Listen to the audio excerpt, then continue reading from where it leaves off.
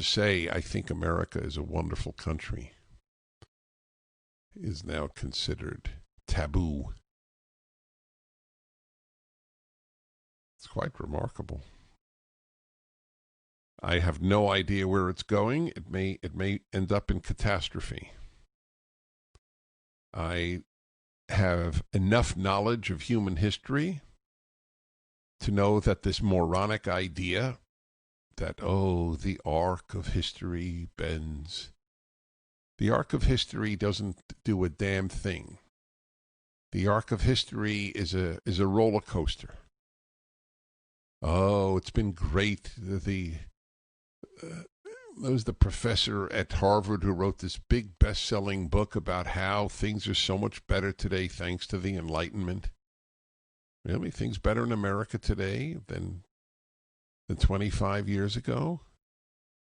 In terms of what matters most, unless you don't believe it matters most, freedom? There have been improvements, obviously, in the lot of, let's say, gay Americans. There's no question. There has been an improvement. I don't deny these facts. But the overall trajectory of American life has been downward, of all Western life. It's an amazing thing that people think, oh, it's just going to get better and better. People become more and more enlightened. Really? Anyway, I advise to you with all the passion I can muster that you find kindred spirits to be with, to talk to have over, unless you're petrified about the COVID virus. 2 people in my house have COVID. I took a test yesterday, the official test and the swab test. Guy gave me the swab, then posed for a selfie with me. It was very, very sweet. And I believe that the combination of hydroxychloroquine, ivermectin, and zinc that I take, along with big doses of vitamin D, that I have nothing is a guaranteed protection, but I think I have protection because of that. And the 2 people who have it in my home were not taking this. By the way, neither got particularly sick, but they got like a mild flu. And that's why I'm broadcasting from home, because I'm not broadcasting from the station because of quarantining rules, which I completely respect. I think they're useless, but I completely respect them. The number of things I am now doing that I think are absurd is unprecedented in my life, but there are limits to the irrational that I am prepared to participate in, and that includes wearing a mask outside. An act of such colossal idiocy that to see all my fellow citizens do it is just painful. This is a challenging time for happiness. You need kindred spirits. That was my subject last week. You also have to ultimately realize you get this one life, and you can't surrender. You won't be happier if you surrender. Okay? It's a happiness hour, so I always bring it back to the subject of happiness. Shutting up and closing down, it doesn't work in terms of happiness, because all you do is the pressure then is internal.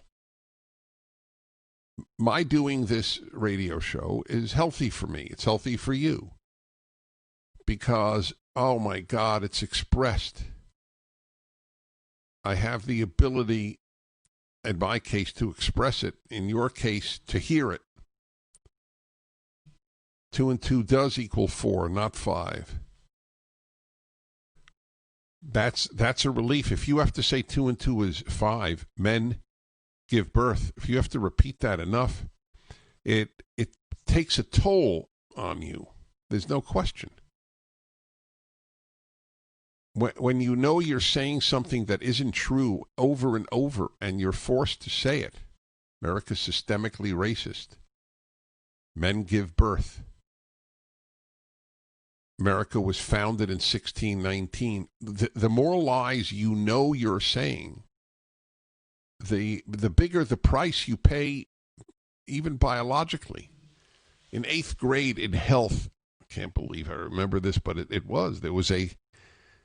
there was a book that we had to read for health education in my last year in elementary school.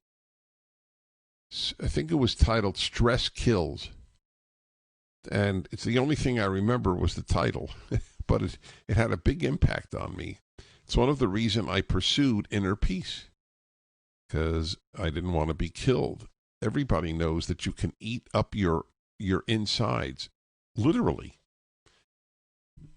If you suppress what you believe, there's a psychic and biological toll that you pay to say untruths or to just shut up, to be among people and know you can't say what you believe lest you lose your livelihood.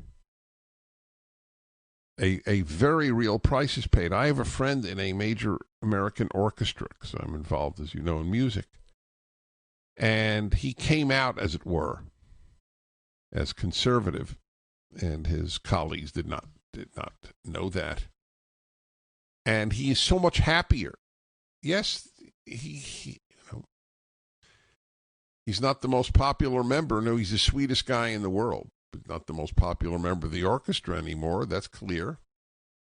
But look, ask gays who came out of the closet. How did it feel to come out of the closet? It was frightening, but it was so liberating.